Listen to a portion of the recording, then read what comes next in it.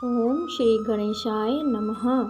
गजाननं भूतगणादिसेवितं कपित्थजम्बूफलचारुभक्षणम् उमासुतं शोकविनाशकारकं नमामि विघ्नेश्वरपादपङ्कजम्। गुरुर्ब्रह्मा गुरुर्विष्णु गुरुर्देवो महेश्वरः गुरुर्साक्षात् परब्रह्म तस्मै श्री गुरुवे नमः। आज हम कार्तिक मास महात्म्य की कथा के अंतर्गत पहला अध्याय श्रवण करेंगे। सब प्रकार के दुखों का नाश करने वाले तथा सारी सृष्टि की पालना करने वाले श्री गणेश जी, ज्ञान की दाता श्री सरस्वती जी, सब पुराणों के कर्ता श्री व्यास जी तथा गुरुदेव के चरण कमलों में नमस्कार करके भगवान की श्रद्धा और भक्ति रस में डूबे हुए कार्तिक मास की कथा कहते हूँ।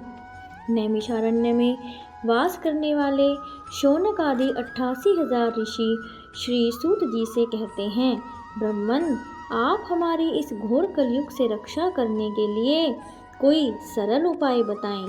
उनका यह प्रश्न सुनकर श्री सूत जी कहने लगे, हे ऋषियों, भगवान के चरणों में तुम्हारी अटल भक्ति देखकर मैं तुमसे कार्तिक महात्म्य की कथा कहता हूँ, जिसके सुनने मात्र से सब पाप नाश होकर मनुष्य वैकुंठ को जाता है। आप सावधान होकर सुनिए। एक समय नारद जी ब्रह्मलोक में जाकर सारे जगत के कर्ता श्री ब्रह्मा जी से विनीत भाव से पूछने लगे कि हे पितामह, कृपा करके कोई ऐसी सुंदर कथा कहिए जो सब पापों के नाश करने वाली हो। तब ब्रह्मा जी कहने लगे कि हे पुत्र, भगवान के चरणों में तुम्हारी ऐसी प्रीति देखकर मैं तुमसे कार्तिक मास का महात्म्य कहता हूँ, जिसके सुनने मात्र से मनुष्य के सब पाप नाश हो जाते हैं और वह वैकुंठ का अधिकारी हो जाता है। कार्तिक मास भगवान का अति प्रिय है। इसमें किया हुआ व्रत, दान, नियम तथा कीर्तन अनंत फल देने वाला होता है। अतः सारे संसार की भलाई के लिए तुमने अति सुंदर प्रश्न किया है। मैं इस कथा को तुमसे कहता हूँ, तुम सावधान होकर इसकी विधि सुनो।